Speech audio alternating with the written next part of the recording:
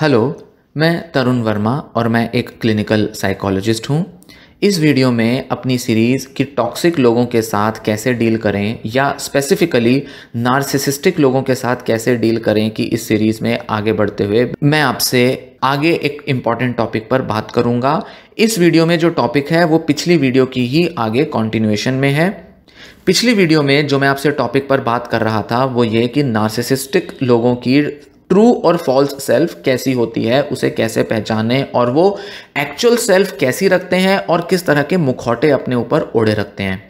तो पहले मैंने आपको बताया कि कैसे उनका स्वभाव होता है, उनका कैरेक्टर ट्रेट कैसे होते हैं, किस तरह से वो ट्रैप कर लेते हैं अपने विक्टिम को और कैसे उनके जो विक्टिम होते हैं वो उनके झूठे पहलुओं को देख देख के अपने को दिलासा दिलाते रहते हैं और उनकी सच्चाई को, उनकी जो एक्चुअल मैनिपुलेटिव सेल्फिश सेल्फ होती है उसको कैसे इग्नोर करते रहते हैं, डिनाइल में रहते हैं, रैशनलाइज करते रहते हैं, अपने को खुश करते हैं, दिलासा दिलाते हैं कि शायद सब ठीक हो जाएगा, शायद सब चीज़ें सॉर्ट आउट हो जाएंगी, शायद ये पर्सन इतना बुरा नहीं है, शायद ये आगे अपनी तरफ से एफर्ट्स लेगा पर्सन, तो शायद सब चीज़ें एक ना एक दिन बेटर हो जाएंगी और एक अच्छी रिलेशनशिप बन जाएगी या बनी रहेगी। और ये एक ट्रैप है जिसको कि पहचानना समझना बहुत ज़रूरी है। और जैसा कि मैंने पिछली वीडियो में बताया कि हमें एक नार्सिसिस्टिक पर्सन के साथ रहते हुए उसके ट्रैप में फंसे होने की बजाय पहले पहचानना ज़रूरी है कि हाँ, हमारा नार्सिसिस्टिक अब्यूज़ हो रहा है, मतलब हमारे को एक पर्सन किसी तरह से ट्रैप किए बैठा है और हमें इससे बाहर आने के लिए सबसे पहले रैशनलाइजेशन, डिनाइल इनको छोड़ना पड़ेगा,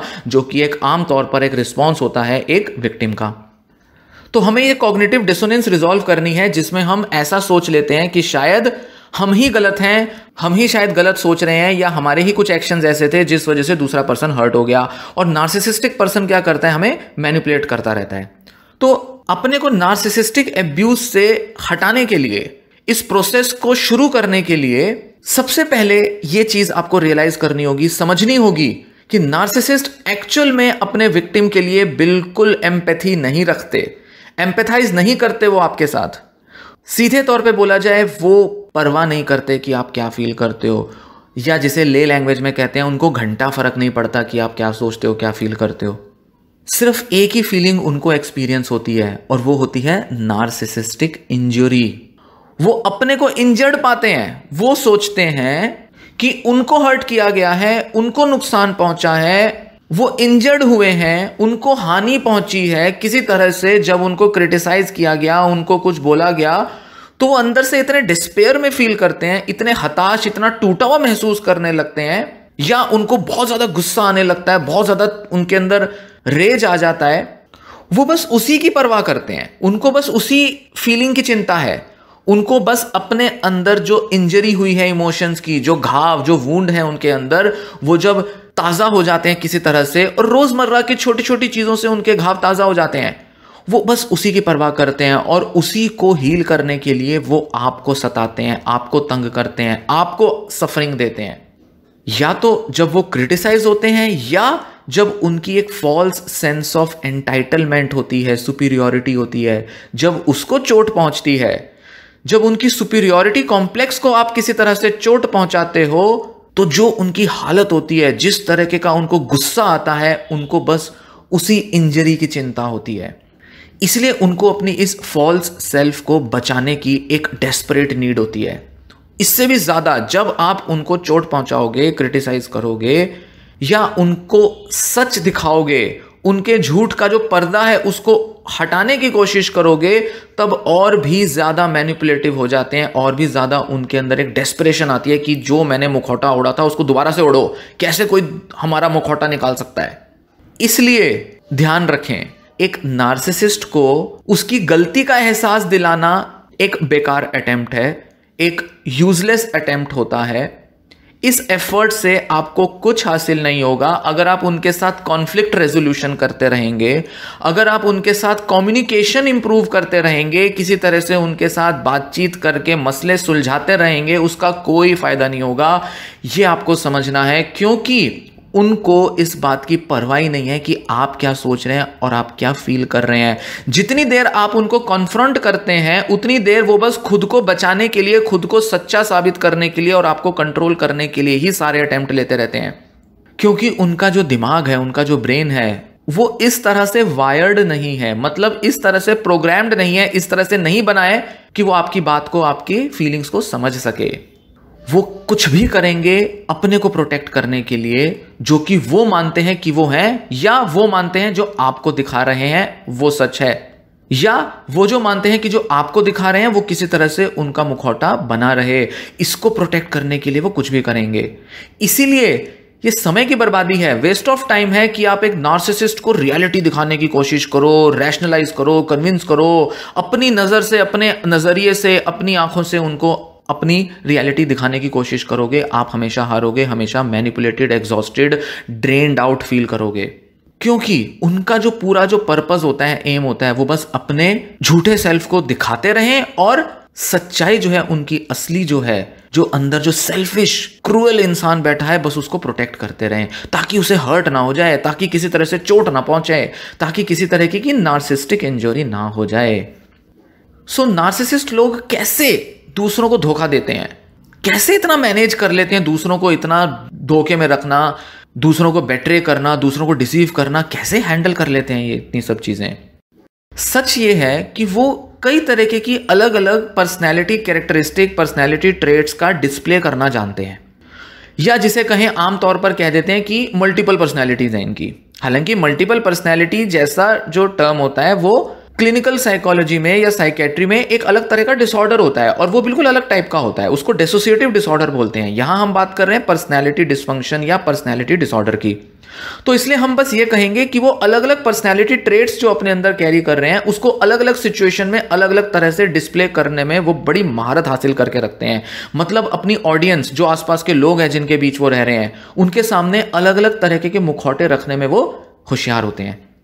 वो वैसे बन जाएंगे जैसा आप उनको बनाना चाहते हो, ताकि उनको आपसे अटेंशन मिल सके, प्रेज मिल सके, सेक्सुअल अट्रैक्शन जो है उसकी डिमांड पूरी हो सके, पैसा मिल सके, या कुछ भी जो आपसे मिल सकता है आपको विक्टिम बना के, वो उन्हें अगर मिल जाए, चाहे वो एक नेता को वोट मिल जाए, चाहे एक धार्मिक आदमी को किसी तरीके से लोगों का उनके पास आके अपनी प्रॉब्लम को पूछना ये हो जाए, कुछ भी हो सकता है।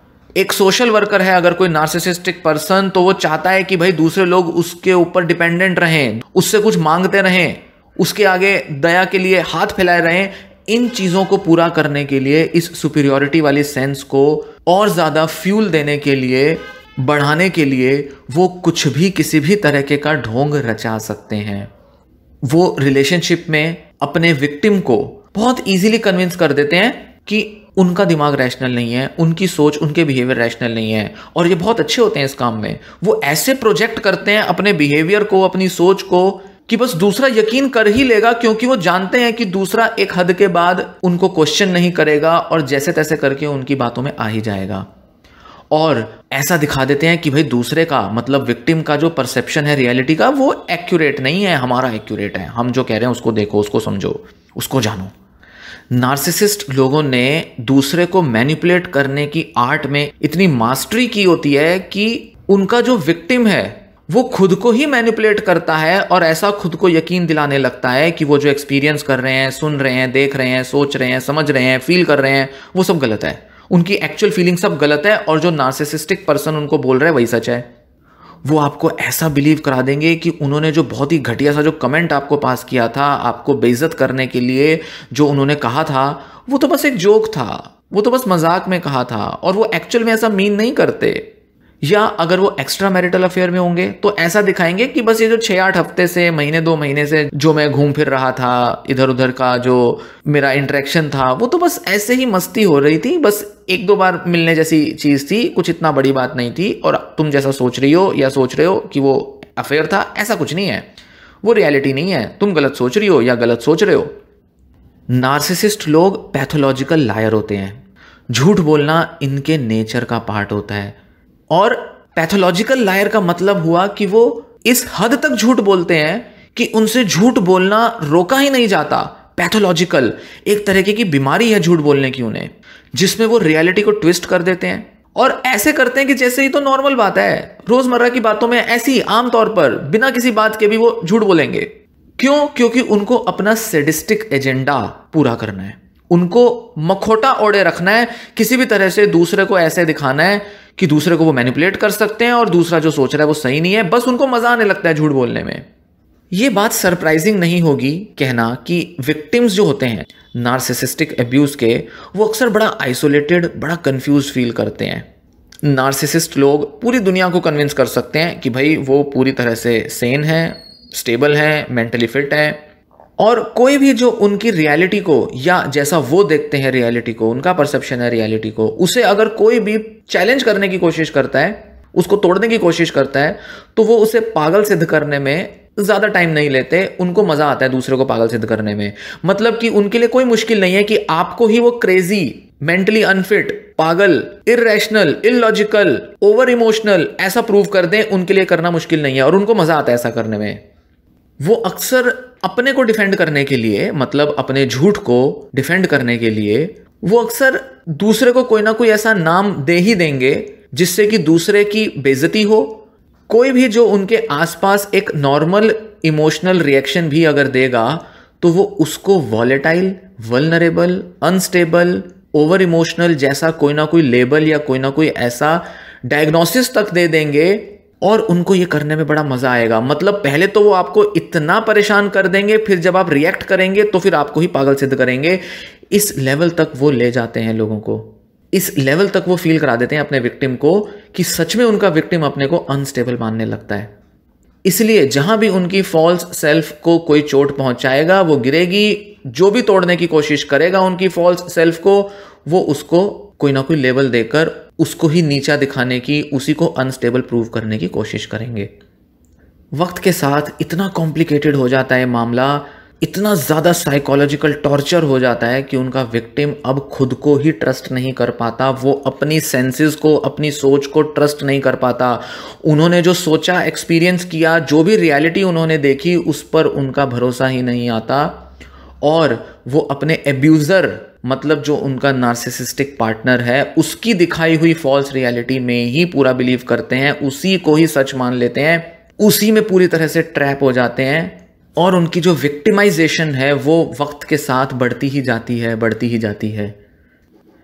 इस वीडियो को मैं यहीं ख़त्म करूँगा और उम्मीद है ये जो इन्फॉर्मेशन थी आपको हेल्प करेगी, आपको अपने आसपास एक नार्सिसिस्टिक पर्सन को जानने, पहचानने, समझने में मदद देगी। आप और बेटर तरीके से आइडेंटिफाई कर पाएंगे अपने आसपास किसी नार्सिसिस्टिक पर्सन को। आपको कुछ डायरेक्शन मिलेगी, एक्सेप्टेंस मिलेगी कि आप माने, समझें कि क्या करना चाहिए, क्या स्टेप्स लेने चाहिए और कितना ज़रूरी है आपको खुद को इस ट्रैप से निकालना कि अब आपको पूरी कोशिश करनी चाहिए कि आप इस नार्सिसिस्टिक पर्सन के चंगुल से अपने को निकाल पाएं। इसमें कैसे खुद को निकालना है, क्या करना है, मैं आगे आपसे इस वीडियो सीरीज में बात करूंगा। कोशिश यही है कि मैं नार्सिसिज्म के बारे में, अपने आसपास कोई नार्सिसिस्टिक पर्सन है उसको पहचानने के लिए पूरी इंफॉर्मेशन शेयर कर सकूं। जो भी रिलेवेंट, जो भी इंपॉर्टेंट चीज़ें हो सकती हैं जानने की, उसको आपको बता सकूं, आपको अवेयरनेस रहे, आपको इंसाइट रहे और आप एक सही स्टेप, सही कदम उठाने के लिए मोटिवेटेड हो पाएं, हिम्मत जुटा पाएं और अपने को इस नरक से बाहर निकाल पाएं। तो इस वीडियो सीरीज के साथ बने रहें, वीडियोस को देखते रहें, आगे और भी यूजफुल इंफॉर्मेशन होगी। टिप्स बताऊंगा कैसे इनके चंगुल से बाहर आना है, स्ट्रेटजीज बताऊंगा कि कैसे इनको टैकल किया जाए, हैंडल किया जाए। शुरू का पार्ट सिर्फ नार्सिसिस्टिक लोगों के डिस्क्रिप्शन, इनकी पहचान, इनके साथ कैसा फील होता है, कैसे किस्म के लोग होते हैं, कैसे इनको जाना जाए, समझा जाए, इसी बारे में है। धीरे धीरे धीरे जैसे जैसे वीडियो सीरीज में मैं आगे बढ़ूंगा आपको और डिटेल में बताऊंगा कि इनको टैकल कैसे करना है। तो ये वीडियो सीरीज आगे देखते रहिए और वीडियोस आएंगी। वीडियोस को लाइक करें, शेयर करें और चैनल सब्सक्राइब करें। ये वीडियो मैं यहीं ख़त्म करता हूँ। Thanks for listening.